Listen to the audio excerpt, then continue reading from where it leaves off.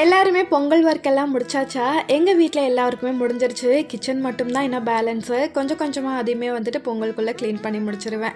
So அப்பப்போ எல்லா வெசல்ஸுமே எடுத்து வாஷ் பண்ணுறதுனால பெருசாக க்ளீனிங் ஒர்க் எதுவுமே இருக்காது. சும்மா இந்த ஸ்டாண்டு, ஆயில் பாட்டில் இந்த மாதிரி தான் வந்துட்டு வாஷ் பண்ண வேண்டியதாக இருக்கும். ஸோ அதை வந்துட்டு அதெல்லாம் முடிச்சிடணும்.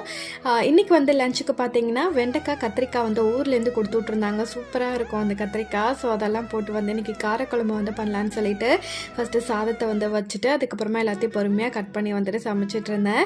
எனக்கு பார்த்திங்கன்னா க்ளீனிங் ஒர்க்கில் என்ன ஒர்க்கு ரொம்ப பிடிக்காதுன்னு பார்த்தீங்கன்னா இந்த டஸ்ட்டு ஒட்டட் அடிக்கிறது எனக்கு சுத்தமாக பிடிக்காது. எனக்கு ஒத்துக்காது. அதனால் அதை நான் பண்ணவே மாட்டேன்.